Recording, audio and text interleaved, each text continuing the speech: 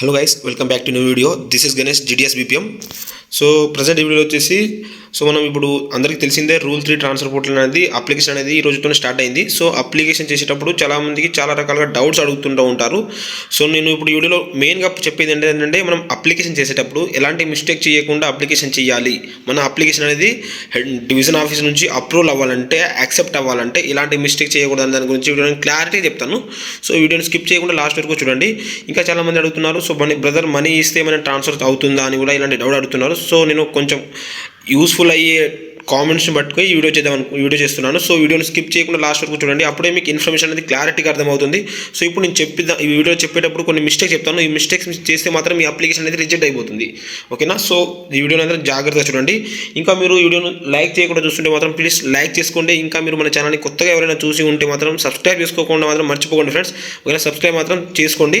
ఇలాంటి GDS content, మంచి కంటెంట్తో మీ ముందుకు ప్రతి ఒక్క వీడియో తెస్తూ ఉంటాను. సో మనం ఇప్పుడు నేను చెప్తాను చూడండి ఒకటి జాగ్రత్తగా. సో ఫ్రెండ్స్, మనం అందరికీ తెలిసిందే. So first time already rule 3 పోర్టల్లో ఎవరైనా రూల్ 3 పోర్టల్లో ఆల్రెడీ అప్లికేషన్ చేసిన వాళ్ళు ఉంటారు కదా లాస్ట్ ఇయర్. సో వాళ్ళకు ఎలాంటి అవసరం ఉండదు. సో వాళ్ళు అప్డేట్ చేయడం కానీ అది చేయడం కానీ ఏమి ఉండదు. సో కొత్తగా అప్లికేషన్ చేసిన వాళ్ళకి ఆల్రెడీ తెలుస్తుంది ఎలా అప్లికేషన్ చేసుకోవాలని వాళ్ళకి తెలుస్తుంది. కొత్తగా అప్లికేషన్ చేస్తున్న వాళ్ళు చాలామంది మిస్టేక్ చేస్తుంటారు. సో వాళ్ళకు మాత్రం ఈ వీడియో చాలా 100% యూజ్ఫుల్ అవుతుంది.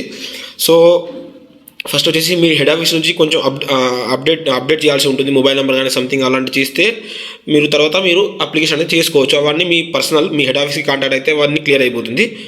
సో ఇప్పుడు మనం అప్లికేషన్ చేసేటప్పుడు ఫస్ట్ ఏం వస్తుందంటే, మీరు ఎంప్లాయ్ ఐడి, మీ పాస్వర్డ్ వచ్చేసి మీరు ఎంటర్ అయిపోతారు. ఎంటర్ అయిపోయిన తర్వాత ఫస్ట్ మీ డిసిగ్నేషన్ వచ్చింది. సో డిసిగ్నేషన్ తర్వాత కొన్ని బీపీఎం ఉంటుంది. బీపీఎం పెడితే మీకు ఆ వేకెన్సీస్ అన్నీ బీపీఎం మాత్రమే చూపిస్తాయి. ఓకేనా?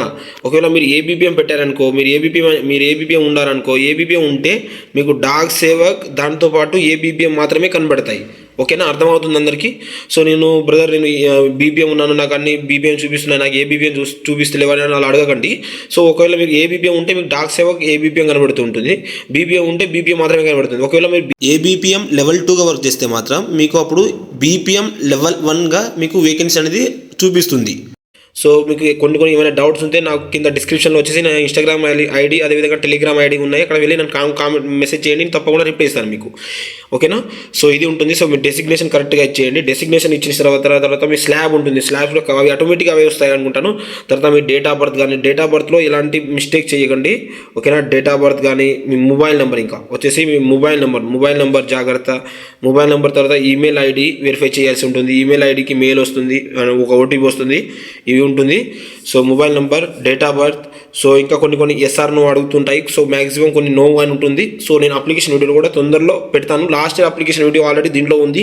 మీకు ఏమైనా డౌట్స్ ఉంటే కింద డిస్క్రిప్షన్లో ఆ వీడియో కూడా పిన్ చేశాను కామెంట్ బాక్స్లో.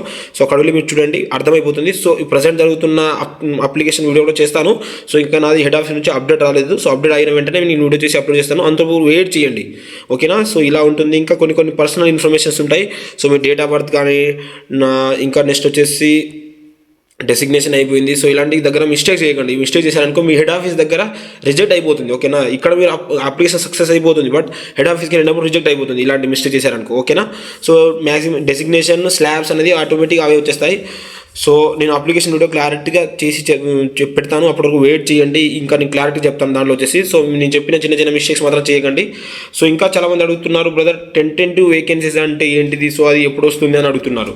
సో ఈ టెంటేటివ్ వేకెన్సీస్ అంటే, సో ఇప్పుడు నువ్వు అప్లికేషన్ పెట్టావనుకో, సో నీ అప్లికేషన్ అప్లోడ్ అయిందనుకో, సో నీ వేకెన్సీ అనేది ఖాళీ అయిపోతుంది, అది కూడా వేకెంట్లో ఉంటుంది.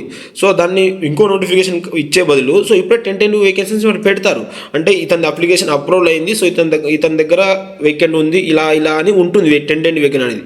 అది కూడా రిలీజ్ చేస్తారు. ఇంకా దాని గురించి ఏం అప్డేట్ రాలేదు, అది కూడా రిలీజ్ చేస్తారు. ఓకేనా? వెయిట్ చేయండి అంతవరకు. సో అంత తొందరపాటుతో అప్లికేషన్ చేసుకునే వాళ్ళు ఉంటే, సర్వీస్ ఎక్కువ ఉండి కొంచెం చేసుకునే వాళ్ళు ఉంటే మాత్రం చేసుకోండి, నో ప్రాబ్లం.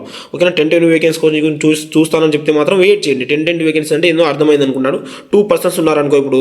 సో ఇతను ఏం చేస్తారంటే, ఇప్పుడు సంథింగ్ కరీంనగర్ అనుకో, ఇతను కరీంనగర్ ఏం చేస్తాడు, తనకు కరీంనగర్లో పెడతాడు. తను వేరే డివిజన్లో వర్క్ చేస్తున్నాడు. సో ఇతను ఏంది ఇంకో వరంగల్ డివిజన్ అనుకో, తను ఏం చేస్తాడు, తన ఓన్ డివిజన్కి అప్లై చేస్తారు. సో ఈ 2 వేకెంట్ ఖాళీ అయిపోయినప్పుడు రెండిద్దరికి ఒకటే డివిజన్స్, 2 డిఫరెంట్ డివిజన్స్ ఉంటే వాళ్ళు అక్కడికి వెళ్ళిపోతారు. కాబట్టి 10 వేకెన్సీ అని తీస్తారు. అలా అర్థమైందా?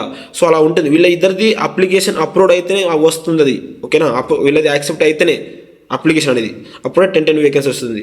సో ఇది ఫ్రెండ్స్. ఇంకా చాలామంది అడుగుతున్నారు మనీతో. సో మనీతో నాకు తెలిసినంత వరకు అయితే ఫ్రెండ్స్ ఎలాంటి అవ్వదు, మీరు ఇలా పెట్టుకోకండి. సో ఏంటంటే మీకు తెలిసిన పర్సనల్గా ఎవరైనా ఉంటే మాత్రం అవి వర్క్ చేస్తుందో లేదో తెలియదు, కానీ అలాంటి హోప్స్ అయితే పెట్టుకోకండి ఫ్రెండ్స్. ఎందుకంటే మీ మనీ అంతా వేస్ట్ అయిపోతుంది, ఏం కాదు పని.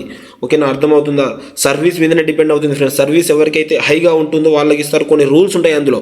సో ఆ వీడియో యొక్క ప్రతి రూల్స్ ఏంటిది దాని గురించి కింద డిస్క్రిప్షన్లో లింక్ పెట్టాను వీడియో యొక్క, అది వెళ్ళి చూడండి. సో అప్లికేషన్ వీడియో వరకు వెయిట్ చేయండి friends. So me date of birth కానీ మీ కేటగిరీ కానీ అక్కడ ఇలాంటి మిస్టేక్స్ చేయకండి. ఓకేనా, మొబైల్ నెంబర్ కానీ ఈమెయిల్ ఐడి. సో ఇది ఫ్రెండ్స్. ఇంకా ఇలాంటి అప్డేట్ కోసం మన ఛానల్ని రెగ్యులర్గా ఫాలో అవుతూ ఉండండి. సో నేను వీడియో ఎమ్మటే అప్లోడ్ చేస్తాను. సో నాది అప్లికేషన్ స్టార్ట్ అయిన వెంటనే సో కొంచెం చూసి జాగ్రత్తగా అప్లికేషన్ చేయండి. సో అందరికీ జాబ్ వచ్చింది. సో అందరూ కూడా వాళ్ళ స్టేట్కి ట్రాన్స్ఫర్ అవ్వాలని నేను కూడా కోరుకుంటాను ఫ్రెండ్స్. సో మన బ్యాక్లాగ్ అంటే కొంచెం వేకెన్సీస్ తక్కువ ఉన్నాయి, జాగ్రత్తగా చూసుకొని అప్లికేషన్ పెట్టండి. ఓకేనా. సో మ్యాక్సిమం వేకెన్సీస్ మనం పెట్టే దగ్గర 10 మాత్రమే లిమిట్ ఉంటుందని నాకు తెలుసు ఫ్రెండ్స్. నేను చూసి చెప్తాను జాగ్రత్తగా. ఓకేనా. సో ఇది ఫ్రెండ్స్ నేను వీడియో చెప్పాలనుకుంది. ఈ వీడియో కానీ మీకు నచ్చినట్లయితే లైక్ చేయండి. మీకు ఇంకా ఏమైనా డౌట్స్ ఉంటే కింద కామెంట్ సెక్షన్లో కామెంట్ చేయండి. సో ఇలాంటి జీడిఎస్ కానీ పోస్ట్ ఆఫీస్ ఇన్ఫర్మేషన్ కోసం మన ఛానల్ని సబ్స్క్రైబ్ చేసుకోండి. ఈ వీడియోని చూసినందుకు థ్యాంక్ యూ. జై హింద్.